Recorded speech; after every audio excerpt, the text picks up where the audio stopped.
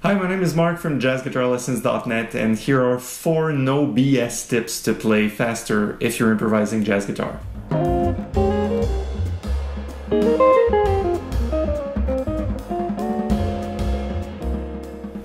Okay, so this is just a little ad hoc, unprepared, very casual video. I just want to share things that make sense and maybe talk about the things that don't make sense and as far as playing fast.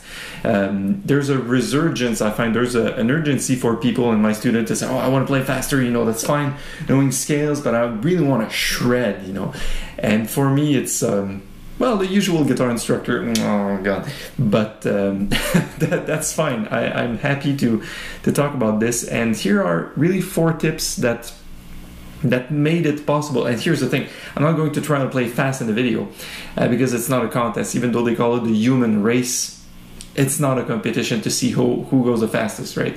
But I just want to point out things that really made sense to me, and said that there was a speed barrier for me also. I'm not a very technical guy, but the speed barrier it's in between your ears, and in your ears and in between your ears at the same time. It's kind of crazy. So here are the 4 tips. So number 1, realize, I just said it, realize that it's in your ears that's really happening. I read a very interesting book that was a while ago. It was called Forward Motion by the piano player Hal Galper, and what he says is, if this guy would be listening to, say, a very fast piano player, Art Tatum or Oscar Peterson, he would sit down on the piano and start playing faster. And of course, when I first read that, I was 19, I said, well, it's BS. Like, it's not possible, because it's not because you're listening to Oscar Peterson that your fingers will move any faster.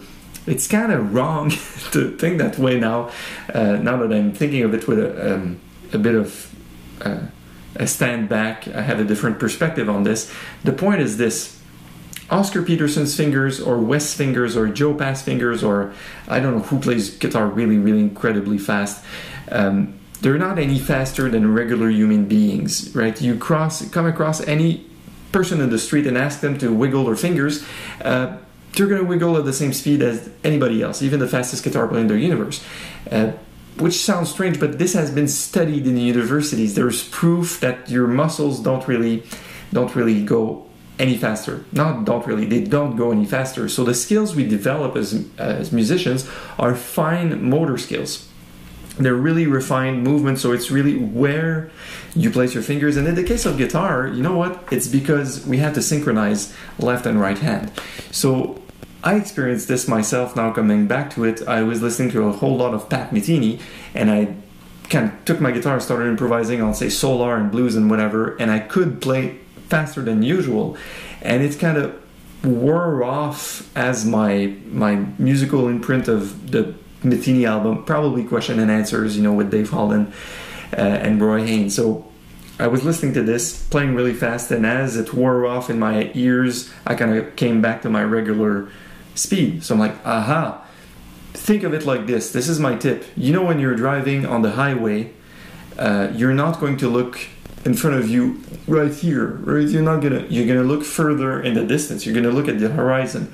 But when you're walking, you're gonna look around, a few feet in front of you. So what's happening is, the faster you play, the further you have to hear in advance. You have to hear things flow through. And if this is really the most ambiguous and the most practical tip I can give you, is if you want to play really fast, the music has to be in your head first. So think of all the beautiful things you'd like to improvise really fast. They have to be here and in your ears before they will come out. There is a really, really strong relationship between the two. So that's my first tip. And just to add to the first tip, the tip is realizing it, accepting it, and saying, right, it's not how fast I play, it's how fast I hear, really. So that's really the big takeaway. Okay, now for tip number 2. So this is a really simple, effective one. Go faster and then go slower. And I'll demonstrate with that. So say I want to play a B-flat blues. I always play Tenor Madness or something. So you can use your metronome. I'll use it today at 2 and 4, something that's really typical for jazz players to do. So something like this. I'll improvise on blues. A 1, 2, a 1, 2, 3.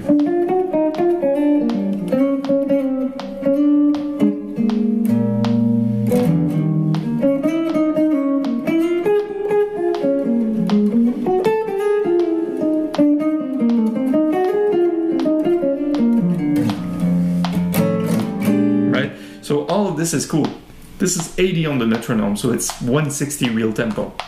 I would like to be a maniac and play somewhere around where I'm starting to break down, where I can't really make the line. So this is 108, so that would be a place where I'm like, say I don't feel really comfortable, where I stumble. A 1, 2, a 1, 2, 2.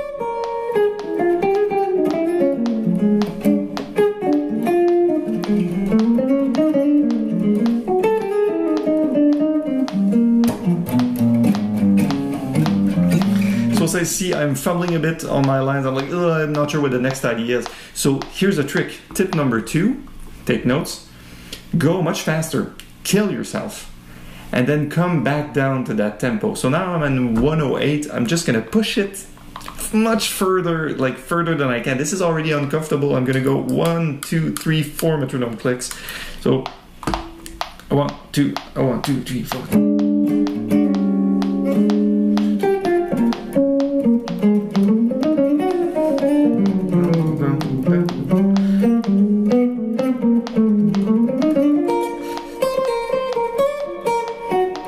Now this is really uncomfortable.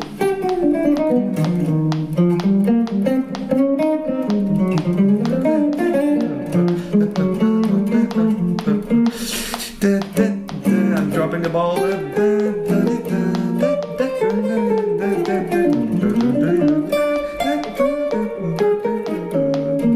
See, there's one thing I realize when I'm playing way too fast like this.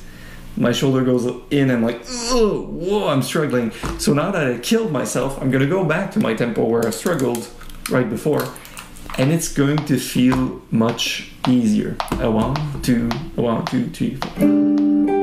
Yeah. It's easier to play in the pocket for this one now.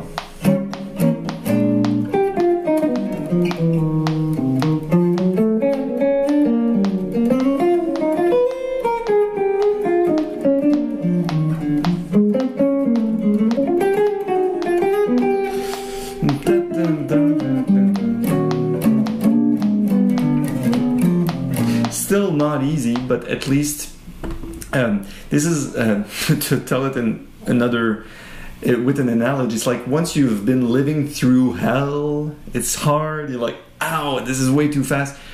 Take it back down a little bit, and it's gonna feel smoother. So it's a trick for technique. If you're building scales or chops, whatever, go above and come back down. Really typical tip. So let's examine tip number 3 now. Tip number 3 for learning to play faster for this beautiful month of October 2015.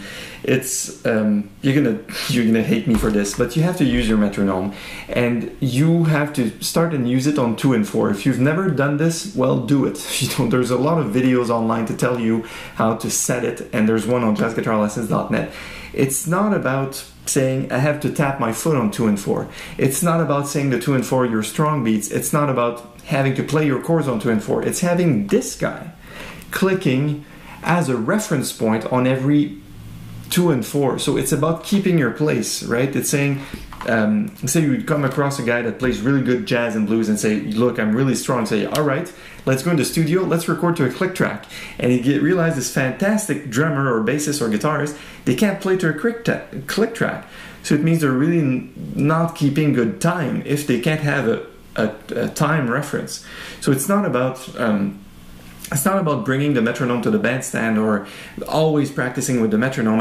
I'm against dogma. It's a tool that you learn, and you learn to use the tool to keep your place, and don't make it a crutch that you need to play with it. It's just a thing you do.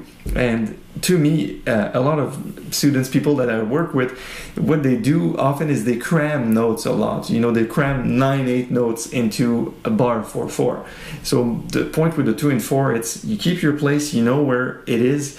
You don't get all the beats. You don't get ting, kicking, kicking. You don't get all the subdivisions like a backing track. You get just enough to keep you going. And if you start speeding up or slowing down, the metronome is going to go like, wait, you're here. That's where your 2 is, that's where your 4 is. And you're gonna fall flat on your face. I did practice a lot with the metronome on 2 and 4. In the beginning, it was extremely challenging, but it's extremely rewarding now just to set it on basically any tempo and say, this is where the hi-hat of the drummer would be if I was to be playing with a drummer, and follow that. Of course, you're going to find tempos that are harder, meaning that you can play here, you can play slow, you can play fast, but there's a tempo somewhere in the middle, somewhere within a crack, that you can't really stay there. You're going to want to rush or drag down. So it's a great place to set our friend, our metronome, in those hard places for you. And let's move on to tip number 4. Our fourth tip for learning to play faster and how to have faster jazz guitar chops is, you're gonna hate me for this again. Once again, it's a metronome, but it's a special metronome trick that I'm sharing with you. I did in other videos and blog posts, but it's worth repeating. So it's my favorite tip of all. I was playing sessions with Frank Lozano in Montreal, an amazing saxophone player. Look him up. And he said, I was a kid, right? And he said, you're tripping over yourself. You're tripping over your own shoelaces when you're improvising. So you have to learn to relax and feel different parts of the beat. So 2 and 4 is a thing you do. But he said, how about the halftime of the 2 and 4? I'm like, what do you mean halftime of the 2 and 4? It's like, well, it's beat 3 of every bar, right? So I'm like, if you want to play here, that would be your 2 and 4. A 1, 2, a 1, 2, 3, 4, 1, 2, 3, 4, 1, 2, 3, 4, 1, 2, 3, 4, 1, 2, 3. Let's play a part of a song so we have a reference. A 1, 2, a 1, 2, 3, 4.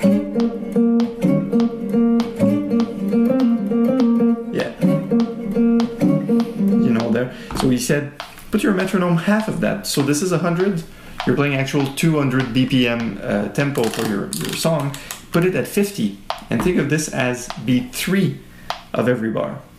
A 1, 2, a 1, 2, a 1, 2, 3, 4.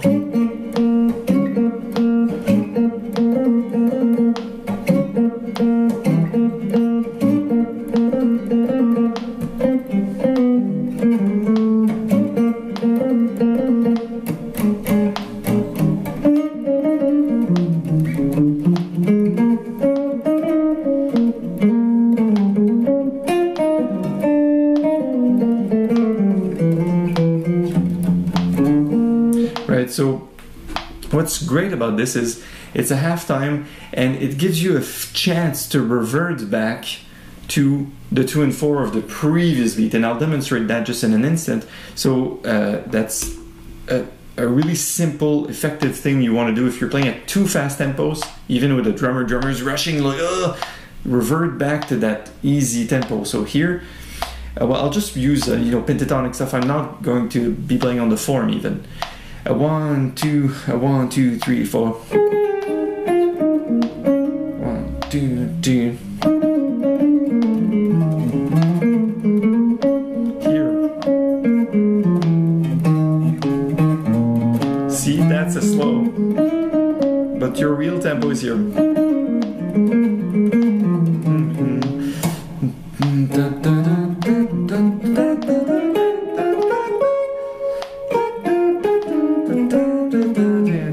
You see, you have the chance to get back to a more comfortable place. And in fact, this would be like swinging your quarter notes, which is strange, but once you play really on fast tunes with good players, it's going to be really cool.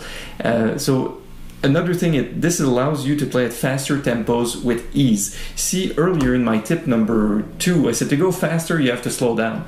To go faster, you have to go much faster than revert back to your slower tempo. But here's the thing, if I wanted to play at 200, I want 2, 3, 4, this is a lot of clicking. If I wanted to play at 240,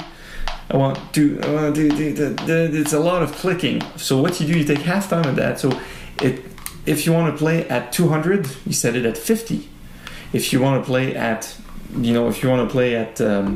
300, you put it at 75. So it's less clicking and it's much easier to hear those tempos. So just to recap, and I'll let you go after this, the first tip was you have to realize the fast playing is in your ears, right? The second is if you want to go faster, you have to kill yourself with something really too hard and then come back down to your goal fast tempo. The third tip is to use our friend on 2 and 4. And the fourth tip was to use what we just discussed, which is metronome on the halftime of 3. on the halftime 2 and 4, so it clicks on every beat 3 of every bar. That's really what's happening, and it allows you to revert back to that swinging halftime, or it allows you to play on fast tempos like 300 and so on. All right, so I'm Mark from jazzguitarlessons.net. Improve your jazz guitar playing with a real teacher, and I'll see you next time. Thanks.